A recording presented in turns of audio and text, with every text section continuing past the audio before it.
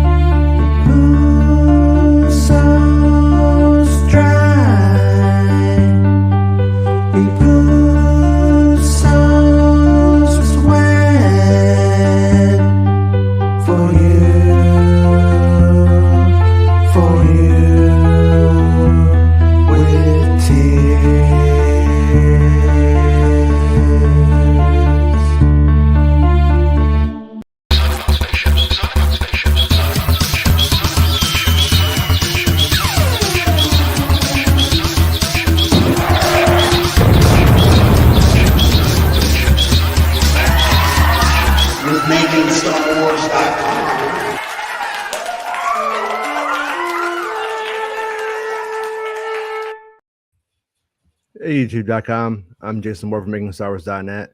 And tonight, on the pre-show to episode 4, we got Max and we got James. What's up? How's it going, you turkeys?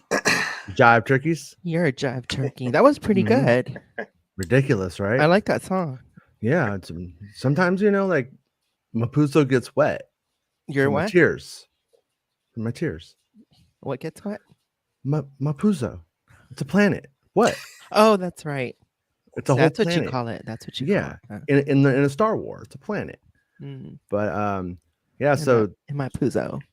So tonight, if I got my math right, we're gonna have Roken showing up in this episode, which is a new character that I'm excited for, played by O'Shea Jackson Jr. And he's gonna be like this dude who kind of like has his own thing going on, Mm-hmm. but also like is tied to this other partisan stuff, which are, and the partisans, in case anybody doesn't remember, are kind of Saw Gerrera's people, his freedom fighters. They're like sort of a branch of the Rebel Alliance before the Rebel Alliance totally comes together and becomes an active like part of the Civil War, essentially. Mm-hmm. And so yeah, so I'm kind of like interested to see like how it goes, because I think he's gonna have some like Han Solo vibes.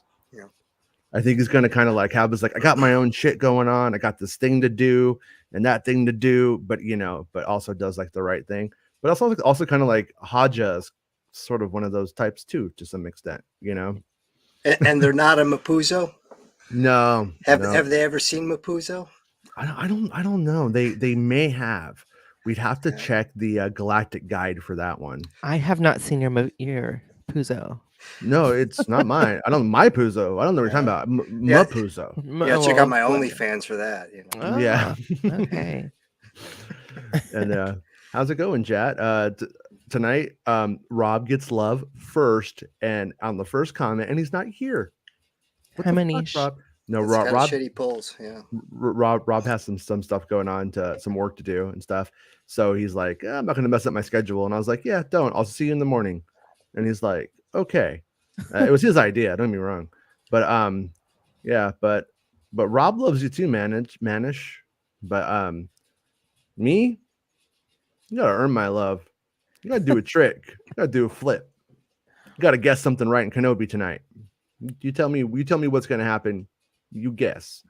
Yeah. Oh yeah, I took that down, but I had a typo, but it was still there. Hey, Mr. Grogu, man, Grogu has some funny videos on his channel. I gotta say, he's on a couple little Star Wars things. I'm enjoying it. Does he? Mm-hmm. And hey, Tyler, how are you, dude? I haven't seen you in a while. Good to see you around these parts. And hey, Mike, how are you? Hey, Mike. Yeah. So yeah, you guys are you guys like are you guys kind of like, tonight's episode to me is really sort of important in the sense that it like, this is where the first part of the show is like depressed Kenobi.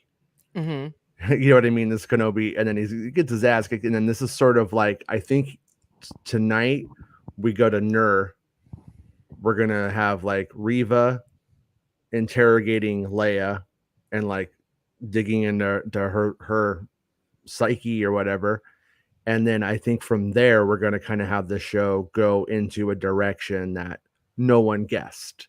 No one could have guessed when this all came came about, and people were like, "Oh, it's just going to be Obi-Wan Tatooine. I wonder how many Tatooine pirates he's going to fight because they can't leave." Like that was all anybody said back then, right? And then they had this really good idea, and then but it pulls him off of the planet. I mean, like Bell says, Leia is as important as Luke, and so he kind of has to go because one's literally kidnapped in danger, and the other one is fine in his little space igloo in the desert.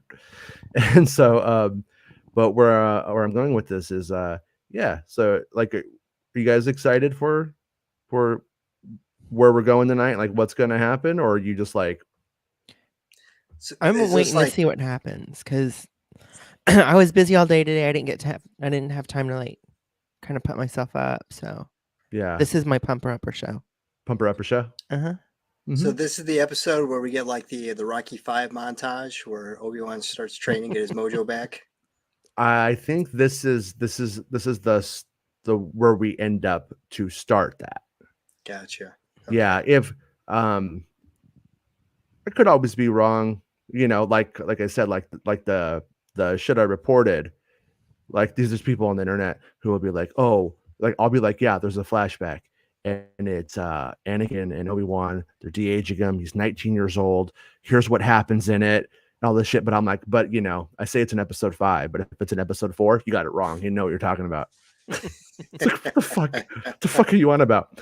But I believe the montage that's is going to come in the 5th episode, because I think it's like from that we go beeline to the end. At least that's how I think it goes down right now. So it could happen tonight, but I think it's next week. As long as it's set to 80s hair metal, I'm fine. Yeah. Right. Yeah. I don't know what I don't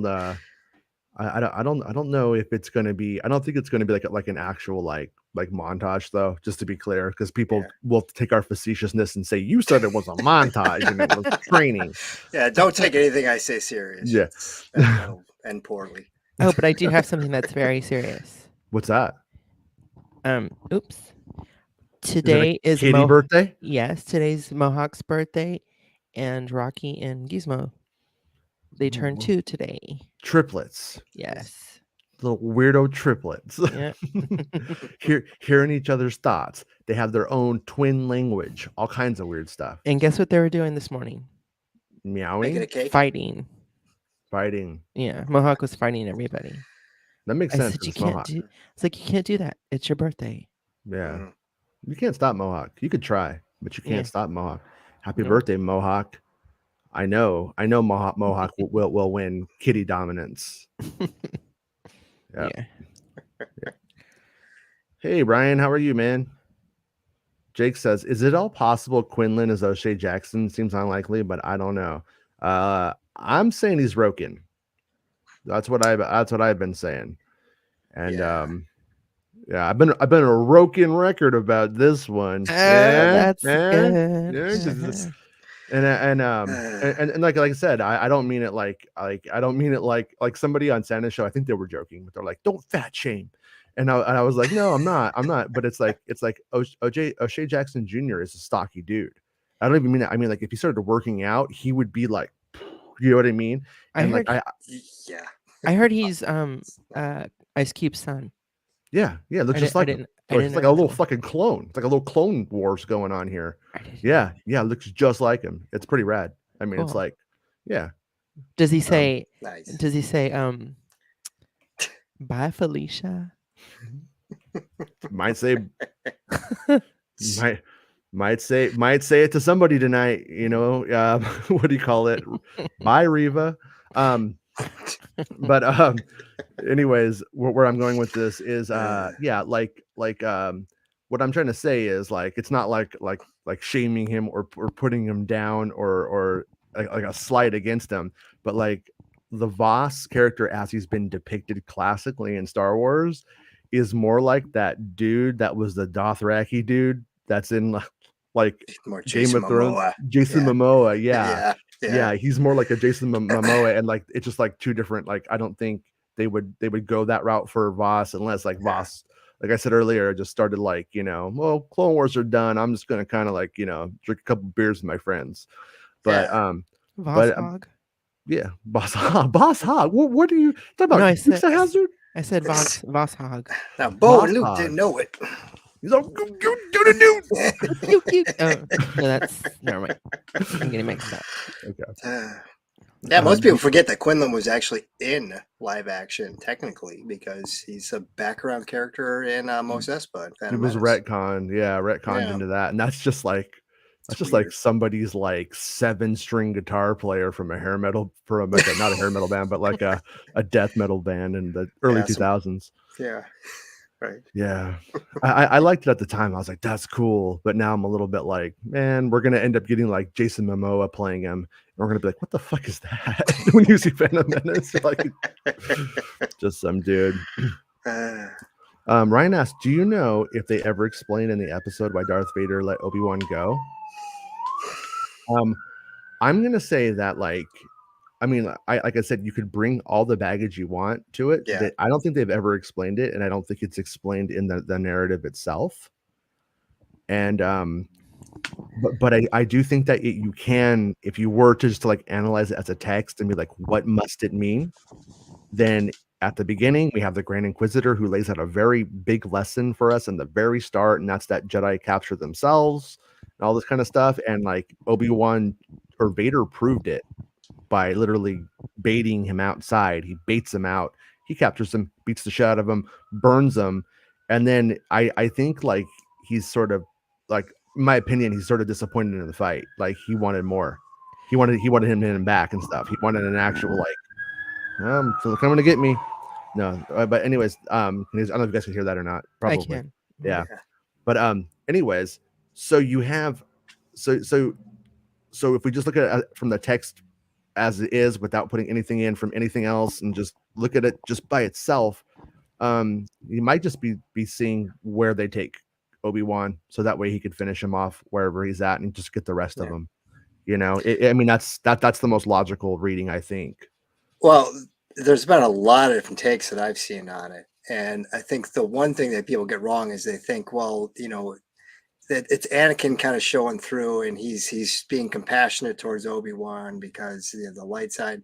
But I mean, Dave Filoni and Lucas really made it very clear that the only thing that can break through ultimately to Vader is his son. Because even Ahsoka, I mean, in Rebels, he is inches away from hacking Ahsoka in half. Mm-hmm. And if anything, if he would have more compassion towards Ahsoka, even probably than Obi-Wan, because she didn't do shit to him. Yeah. But so if he's willing to cut her in half, he's not going to show any compassion to Obi-Wan. The only thing I could think of, and obviously I guess we'll find out, is that, maybe it's kind of like a New Hope kind of thing where, they let him go to kind of lead them to what they ultimately want to find, which is other Jedi and the safe house and that. So maybe it's like, okay, we let these people go and we follow them to wherever they may be, and that leads us to a bigger catch. I still think though, like if you take Return of the Jedi into account, it does prove that like Anakin's still in there. Mm-hmm. And so I do think that a reading of it that says he's somewhat conflicted. It doesn't mean he's majorly conflicted, but I still think that it's, if you take all of Star Wars into account, I could still seeing it being fair game. I could still seeing it possibly playing in. I mean, because it's like the thing about like a conflicted character, which is what he is a lot of the times. Sometimes he's not so much, but I mean, but when you get down to it, Darth Vader is kind of he tries to, I guess I should say, he is full evil. Like when you are dragging a lady by her face down the street, just for the fuck of it, just for the fuck of it. I mean, that's pure evil right there. So I'm not taking that from him, but I think like, he's still a human in there, is the character anyways. And so crazy. There's still a part of him where it's like, like, hey, look at him. That's my dad or whatever. My brother, my dad, however they decide to depict it. So it's got to be a bit mixed and a bit weird, but also it could just be completely sadistic and he wanted to savor it. And he thought he was just going to continue beating his ass down the street in a second. But then we'll see what happens. But they clearly, clearly more happens right now. But yeah, because like I don't like I was always confused about like some of the transitionary stuff between how we get from A to B, like in these story points and these planets and stuff like that. So I've always said I don't understand like how those things always connect and stuff. And a part of me is just always been wondering like why didn't they just let them take Obi-Wan back to Nur? Like maybe he's gonna take him back to Nur and torture him and kill him there, like get whatever he can out of him, find Yoda perhaps, that kind of thing. Like maybe there's bigger fish to fry still, and it's not just so simple. And then I thought like because then that would have like they would have the heroes coming to save Kenobi and Leia, and it would be like a twofer kind of like efficient like little story thing there. So I'm kind of curious to see like what we don't know that makes however this unfolds like make the most sense. Yeah, and that's honestly because like the story itself, because like last week I think Rob and I were probably overly negative Yeah. on the show, and honestly, like to me, the show is okay, and so as negative as I came off, I don't think the show is bad. It's not Book of Boba Fett, but it's stuff like that where it's like the story's not clearly told. Because the story itself, and one of the reasons I was really excited, and I thought the show was going to be good or better, I should say, is that all the leaks and stuff that you had brought forth, it's like, okay, all this stuff that you were talking about was really good. The problem is like the execution of it, stuff like this, where you're just like, okay, now it's open to interpretation as to what the hell happened.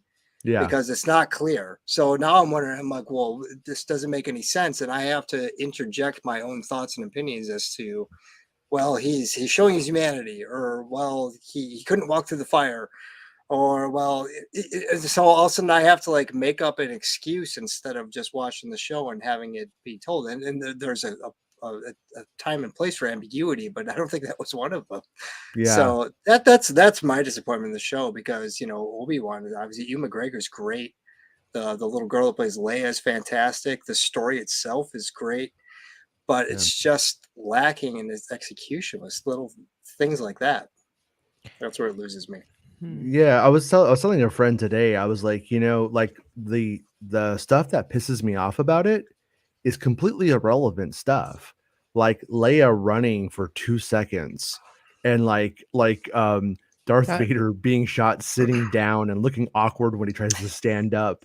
And it's like none of that shit matters. So a part of me is like deeply happy or grateful that if the shit that pisses me off is irrelevant stuff. It's stuff for me. It's easy just to utterly just like dismiss and move past. Yeah. But it's also the biggest. What you did everything the story's fucking I think pretty brilliant so far, and it's like but then like kind of like these little tiny like things are where it so yeah it's kind of weird, but it's just like just got to kind of be a grown up and go like I'm gonna let that go because all the rest of the stuff is good. All the rest of the stuff is fun. It seems like the fan base, and my general vibe that I'm getting when I go online and see people's comments, is that it's pretty divided. Like there's not a general consensus amongst fans as to whether the show is good or not. Yeah. So you have these people that love it, and you have these people that are like, meh. But kind of your point where, a lot of stuff is irrelevant. Like I always point like to Kevin Smith, who is not will never, say that he's a phenomenal director, and kind of rightfully so. But he's not a visual storyteller. But to me, Star Wars is a visual story in a visual medium, and so when it's lacking in that, it's kind of missing one of the basic things that Star Wars is, which is a visual story. And so, I get your point where all that stuff's irrelevant, outside of the fact that if this were a Kevin Smith movie, I'd be like, oh yeah, who gives a shit about the camera angle? But this is Star Wars, and so I expect the visual storytelling to be at a higher level than this. Yeah. And that's just me. I don't know. Yeah. I think I kind of take off like my glasses and just watch it. And just I guess not be so hard on the things that I found a little annoying. It was just like you said, so small things like her running, but not too much really. But yeah, it doesn't hold you back from enjoying it or whatever. No, and actually, I had Yeah. a very clairvoyant moment, and I texted James that there's going to be kids watching this, and probably the whole Star Wars saga, the Skywalker saga, and all these other stories, probably in order. Mm-hmm. And when they get to this show, it's going to be their introduction to Obi-Wan before they even get to A New Hope. So it's going to be a total new experience for them. Yeah. Yeah. I was thinking about it the other day. Remember when we were like kids or younger, and there was like Beavis and Butthead was all fire, fire, ha ha ha, like in like lighting crickets on fire and shit, or grasshoppers or something, and then like that fucking tragedy, but that fucking kid like burned his family down or his house down and like killed his siblings. After that, they scrubbed Beavis and Butthead of all the fire. They took it all away. And I got the other day I was watching it and I was like, come on, kid. Whoever kid sees this, don't light your house on fire. Don't try to Darth Vader. You know what I mean? I'm like, come on, please. We can't have this fucked up right now. Yeah. Because I was thinking about that. It was kind of like, in a way, I was like kind of for all of the like assumptions that we have about Disney pulling punches, which most of the time isn't actually true or a thing. Like that fire scene in the last episode was pretty brutal for Disney and for Disney Plus. In fact, I don't know burning a person. No, I'm saying that. Yeah, what I'm saying is like when Obi-Wan cuts off his arms and because he had the high ground. He said, I had the high ground. Don't do it. And then he did it. So what do you want? But he did it. But he didn't like take him and then like put his face in the lava and be like, I'm getting you all in the lava here. And then put him on the beach and like watch him burn and then like walk away. Like this guy actually like fucking took him and like put him in the fire. I think that might be the most brutal thing I've ever seen in Star Wars. In reality, like I can't think of anything more brutal than like, except for maybe cutting open a tauntaun and putting a kid inside. Oh, and that cutting that stormtrooper that like the laser gate cut in half. Yeah, that was gross. Cool. Oh, and why couldn't they just walk around? That I didn't understand. That's the kind of stuff where you're like, this needed like a reshoot, revision viewing where everybody watched it and goes, what do we reshoot? Or because all they had to do was revise the mat on the sides and make it look like it was like too high to get past, like it was too or something. Like I said, I made it work for myself by just imagining there's like landmines out there. Yeah. Mapuzo's not easy to navigate. God, that name is so funny. You're telling me, brother. It's hard to get around Mapuzo. I really hope. I did look on the internet when they posted something about the actress that plays Leia. People need to lay the fuck off of her because people don't understand that. These people have feelings too, and it could really. I mean, they're just doing their job. Well, for what it's worth, I hope the parents aren't letting that kid anywhere on the internet. Oh, I hope so too. Just you know what I mean. I hope that she's like kind of shielded from the reality of everything. But I hope so. Yeah. At the end of the day, I mean, I am nothing but grateful for the whoever cast that kid. She's really good because it could have been so fucking insufferable, and instead it's completely effective. She does a good job. I mean, I could feel the Princess Leia character coming through the kid. You know what I mean? Like out of that, and like that's really like all we can ask for. And we've had it a fuck ton worse. And anybody who's acting like we haven't is just living in an alternate reality that I can't comprehend. And like is I mean, like, but I don't really get like picking on the kid. And like I was on a show, and it was their opinion. I'm not like knocking it, but somebody like was like, I was on the UCR, and they're like, yeah, I think she should have been like older, and I was like, oh, that's like a fair, I think, critique of it. Like, just in your opinion, like if she was older, it would have played better. And then, but at the same time, they said it at this point, and I was like, well, when they go to make more, bring the Leia back, that kid is going to be older when they make more. That's like the other side of all of this, I think. Do you think they are going to? Yeah, With they her? are. Oh, I can't say for sure. I can't go around saying who's going to come back for sure or something like that, No. because I have any No, fucking no, no. clue. I mean, just But do what I do you think think? so? Yeah, I think so. I think Yeah. it would. I think it would make sense. I think if you, because like I've said, I don't really know how the. I've heard mixed things about how the Force colony fares in the story, Mm, because it Mm. will come under attack. I don't know what you call it, Force sensitive colony. I don't know, the partisan thing. Yeah. Excuse me. But I because like like I said, when they film like those resistance scenes, mhm. I mean, if one person sat there and watched them killing 4 Jedi for 4 hours, then they're gonna tell you like the whole thing was like a Jedi massacre. It was just slaughtering Jedi all fucking day. Like they're all dead, bro. And then, but then you could talk to somebody else who was there, and they're like, no, they were putting up a fierce fight, and then they beat the Inquisitor. And you just like, if you don't know every fucking blow by blow of that kind of stuff, it's impossible to say how a fight washes out until you know where they're going, until you know everybody's going after. And we follow Kenobi past Yeah. that stuff, as far as I know. So it's going to really be left a lot up to implication, I think. And I think that'll be more what I'm talking about is more about next week, though. Mm. Yeah. Well, I mean, is it a possibility that they maybe didn't decide?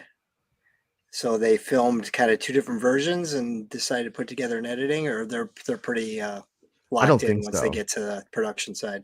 Yeah, I don't think there was anything like that, because in my opinion, I mean, they film like a bunch of coverage and then of fight stuff, and then they edit it together and see what supposedly works.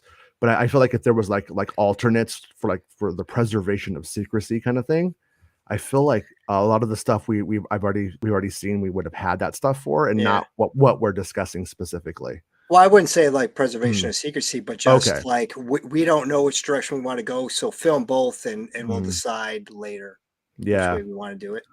Yeah, I mean, I think like a clear like thing is like the kids at the beginning, Hmm. like I had the scoop. It opens up on Coruscant Order 66 10 years before, and I was like, and the real thrust of what was going on there was being filmed were 2 kids, but we see 4, and it's like, so it's, what I'm saying. It's like, but like it was like Reva, another important character is what I was told back then. But when I see them, see the 4 kids, I'm like, okay, whatever. It's the same thing. You know what Yeah. I mean? But same like story beats. But that just goes to show, like, that's why I'm like, don't really want to get too deep into what that stuff means, because it could so just change. Oh, Jake said that's a good point.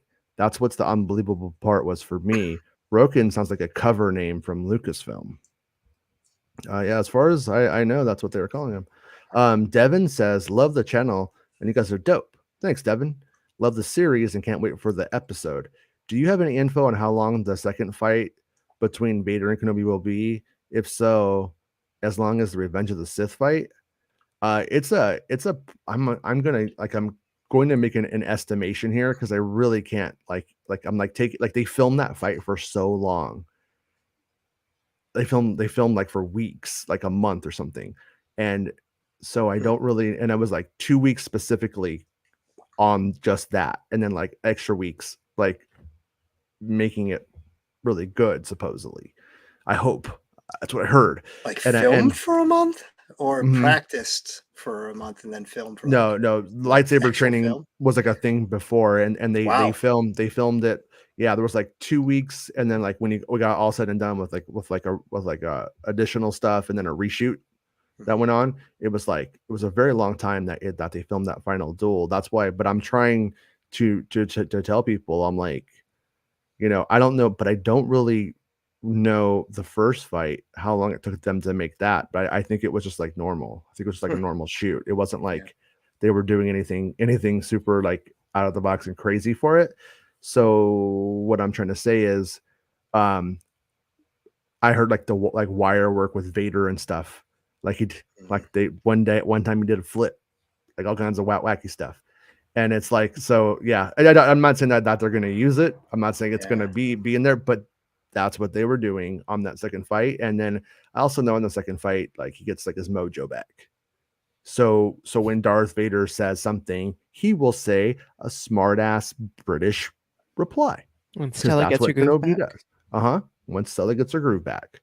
then but because like and they purposely made that first duel like very muted in that way. Like if Vader says anything, he just, oh shit, he doesn't say anything back. He's like, I'm not trying to make this guy any madder. He's mad enough.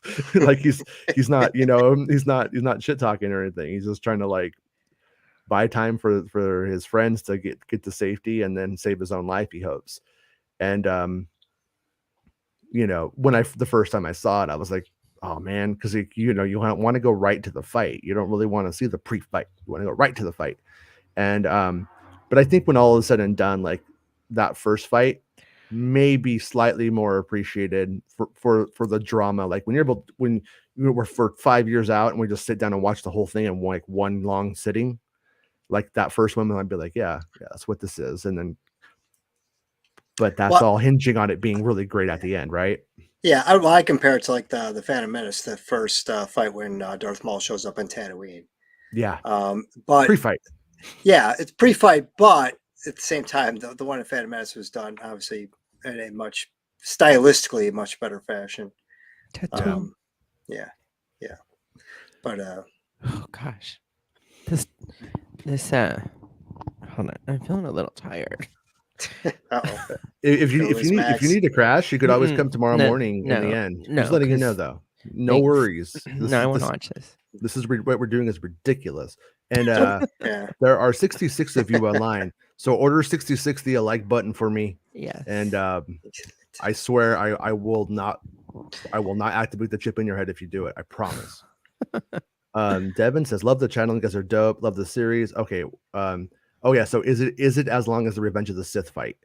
And like that's something like I honestly just can't say. I feel like with what I know happens in the final episode, I feel like it's a between half to 2/3 of it. And I feel like the last 15 to 20 is like Kenobi sorting his shit out, so to speak. And yeah, so hey Blake, how are you, dude? Staying up tonight? Maniac. Ronnie is tired too. Ronnie wants to sleep. Don't do it, Ronnie. Ronnie. You can't, dude. You've come this far. You know what happens if you sleep on a Star Wars night? You forever sleep. That's what happened to Yoda. I'm gonna sleep in a little tomorrow morning. Yeah, you can do that. I'll let you. Yeah. Okay. I'll allow it. I don't know. I have no power over you. I don't know what I'm talking about. Zach says, where does the second fight with Obi-Wan and Vader take place? Yeah, it says after. Well, so here's the thing is like back when I was getting the stuff about where that was the first time, they were like, oh, it's like a moon of Mustafar. But then later on, I'm like, Nur's a moon of Mustafar. So I'm like, were they telling me like the wrong thing? So so let's kind of wait and see what that means. Yeah, because that's like there's some indication about the moon of Mustafar, but if we hear moon of Mustafar tonight, then that will be a clear indication that that's what it was. But we'll see. But I'll go into my notes and really try to like sort that out before the next episode or whatever. Obi-Wan Dahomey, aka Beskar Batman, aka awesome. Beskar Boner, says Roken gave a great interview today on the Rich Eisen show, and wondering if we're going to get any Jabim flashbacks or references to the epic Clone Wars battle. Well, see, like that's the thing is I believe that we do. I believe it's acknowledged that Anakin and Obi-Wan were there together in the past. I had it mentioned to me that the partisans are using Clone Wars tech, like that it's a Clone Wars era base and all the stuff like that. So I expect that. But the one thing that I never got it confirmed, that like we're gonna have like that straight up like Clone Wars flashback. Like in the Clone Wars, here we are on some Clone Wars planet with clone troopers. Charge! That doesn't happen to like the best of my knowledge. It's just Anakin, Obi-Wan training, playful banter, and berating, critiquing each other's styles as lightsaber fighters. And that's my understanding of it, anyways. So. Darth Vader says, I heard a juicy rumor that Jason is actually Kazoo Kid. I am Kazoo Kid. If you haven't looked up, if you don't know Kazoo Kid, look him up. That's me. It's me. It's true. Violet says, will the flashback with Anakin and Obi-Wan be today? I think it's next week, Violet. I think it's next week. Be cool if it was tonight. Love to see that as soon as possible, but I think it's next week. Scott says, do you think we'll see Quinlan Vos since he was mentioned? I don't think so. Maybe other Jedi survivors too, like Cal. Yeah, like the opportunity's there, but to the best of my knowledge, we do not see either of those dudes. And so I'm going to say no, but I would love to be wrong. Love to be wrong. It'd be great if I was wrong. Eventually you'll see him, if not in this show, eventually in something. Yeah, I think it's going to be where it's going to create the environment where everybody's like asking, like, what the fuck are they? You know? Mm-hmm. And like I don't think they would ever do this story, but it's like you could technically have I mean, if they were getting super realistic, someone like Voss spends 20 years saving kids from being, you know, forced murdered by the Empire or whatever, and then once they get out of that like setting, kind of doesn't know how to start it. Kind of doesn't know how to get it moving. Doesn't know how to get a building so we could start. Like, you can't just, what do you do? Just like, hey, can I have a building? Like Luke Skywalker clearly gets that because his you know, sisters like in the Republic government, and he helped bring it down. It was like one of them. But like if somebody like Voss is just out there, I don't know, what can he really do? Do they go back and say, we're taking back the Jedi Temple, it's ours now? Are they going to let him? I don't know. I don't know how that works. But I mean, I'm saying it's like a, you know, I don't know how ownership works after an empire falls in a fake universe. So, Ben, I meant to message you back on Twitter, dude. Yeah, I'm with you, man. I think tonight's going to be fun. I think tonight's going to be cool, and I think it's going to, like I said, it's going to kind of be the compass that points the show towards the end. And this is the stuff where I found that the story got exciting. Like last week, the Vader Obi-Wan confrontation was you know, cool, but I was most excited. I was most interested in the Underground Railroad, the path stuff. Like, that's what was interesting to me, you know. Oh, okay, so I forgot that guy's name. AJ. No. The one that was in the second episode that told Obi-Wan where to go. Haja. Yeah. Yeah, you know. So the person who they were supposed to meet was that lady, right? Yeah, it was Tala. Mm-hmm. And Haja's like skimming off the top. Uh-huh. So he's an asshole. But he also was sending the people where he was supposed to. He wasn't like sending them to be tricked or just like down the street or like robbing them of their bus money. He was basically like, it would be like taking $1,000 and buying somebody $100 bus ticket, giving them the $100 bus ticket and saying, good luck, ova, Pee-wee, ova, you know, kind of thing. And so yeah, he is an asshole, but yeah, so I think that's kind of like what they're doing what they're doing a mixture of, I think, like between Haja and Roken, is being like, these are good guys, but also they're not taking that Star Wars rogue-ish kind of thing where everybody's kind of undercutting and trying to get by in a bad situation, the best of humanity with the worst of humanity, and what's going to win out, what are they going to do? And then, you know, I think we're going to see these characters pick the best thing in the end, the good side over the bad side, basically. And so it's instead of just making everybody like a bleeding heart liberal who's like, oh, let me help you guys, and just trying to like do the right thing the whole time, they're making them a little bit more Normal. more a little bit more checkered past kind of stuff. Yeah. But no, Rob didn't quit on Kenobi. AJ, he's gonna be back in the morning. He just couldn't stay up all night because he's working on a project, and he was like, I gotta get my sleep schedule normal. I was like, no worries, man. You come in the morning. He just quit on us, not on Kenobi. He said, I can't quit you. Tyler Rokin Mountain. No, it doesn't work. Tyler Brusso says the character work and overall narrative is great. So it's weird to see such minor unnecessary errors. Exactly. I really enjoyed it. So the good outweighs the bad for me. Exactly. That's my kind of thing too. And it's like even like the prequels were like that, just in completely different ways. You know what I mean? Where I'm like, there's this like little thing. It's like, yeah, that's really corny, or yeah, that's not necessary. But I'm not gonna, throw the baby out with the bathwater because of it. And that's kind of where I'm at with this one too. So far, anyways. We'll have to see if we see like Darth Vader stand up and his cod piece fall off and like some of the lights are out on his chest, then I'm gonna be like, you know what? I don't give a fuck. Rick Moranis is playing Vader. Yeah, giant. Lone Star. It turns out they were using temp shots from Spaceballs and forgot to take them out, or something like that. And I'm like, yeah, they don't care. But that's funny. We're gonna stop in about 4 minutes because the show can be up about 15 minutes early. And a trick I always do is I check on my phone and I check on my Roku or my whatever I call it, my streaming device. And then whichever one has it first, if it's my phone, I just hit play really quickly and then hit pause and then go over to the other device and it's there on resume. That's how you get it to show up if it won't show up on your TV first. If you use like a Roku, a Rokin, or whatever. I just call Bob Chapek, Yeah. Oh, yeah. You're that way. Yeah.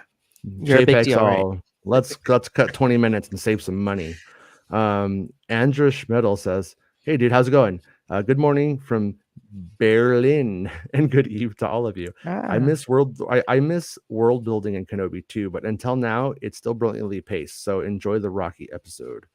Yeah, well, this is kind of like we're almost there. We're almost to the Rocky moment. Is it more Rocky or Karate Kid? I mean, are we gonna get you're the best around? Yeah, I get Eye of the Tiger. Yeah, no, it's just more like, yeah, it's probably way more inspirational. It might be more sappy than that, ironically. But it's just like like I said, he's gonna see like people in the galaxy doing good, and then but it's almost, I don't know. It's like when fucking Qui-Gon shows up in his ear, that's gonna be so badass. That's gonna be really hard for them to fuck that up for me, to be honest with you. Like, I know we were joking for like the last 2 weeks, like nothing with Star Wars is a given. Anytime anybody goes, oh, that's just going to work, you're like, no, actually, you don't know. You think that, but no, actually, just things aren't like aren't a given. But that's the one where I'm like, are you gonna pee? It's got to do it. It's got to work. But talking about fan chatter online, it's hard to get a real feel because look at Boba. General audiences seem to really like it and view it more versus us over analytical fans. Yeah, that's just the thing, is that there's also like people like review bombing it and all kinds of childish shit. So there's Mapuzo's ready. I saw that on Rotten Tomatoes, the audience score for Obi-Wan right now is at 59, which seems really harsh.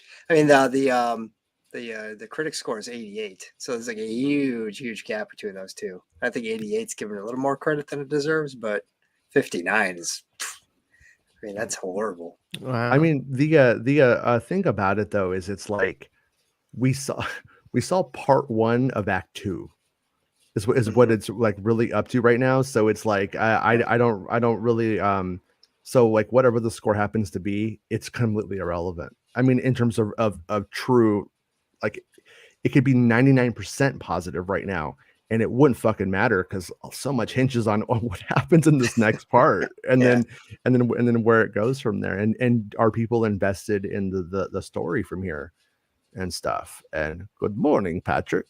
Good morning to you. Good morning. Scott asked, "Do you know if there's any more Order 66 flashbacks going to be maybe from Anakin's perspective?" Not that I know of. I know Reva has a little bit of soul searching and weird shit that goes on with her, so there's a chance or something there I don't know about, but not that I know of. You know, I could definitely see it though.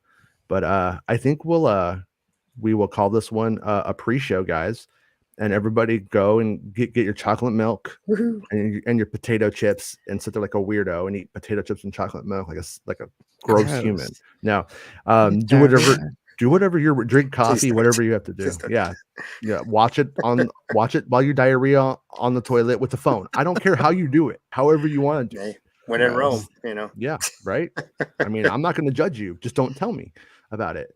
But yeah, so we're going to come back as soon as the episode's done, and it should be up like about now. It's usually up 15 minutes before on either the phone or a streaming device. So check, and then we'll jump back on as soon as it's done, and you guys could share your opinions with us, and we'll share our opinions with you. And James will make you mad, and I will laugh, and Max will delight you. I'll delight you with the fact that you know what, she has a good time, and that's why I always like Max around, because Max is it would have to really I'm cool be beans. shitty, yeah. And you know, because Max has a good time, and I appreciate that. There's always a chance of a kitty cameo. Oh, I know. If we didn't get one this episode, next episode, kitty cameo's happening. Yeah. But all right, I'll see you guys in about an hour. Cool. All right. Cool. Bye, everybody. It's the end of the show. Come on, let's go. Hey! It's the end of the show. Come on, let's go. Hey! It's the end of the show. Come on, let's go. Hey! You know you should go. Come on, let's go. It's not about spaceships.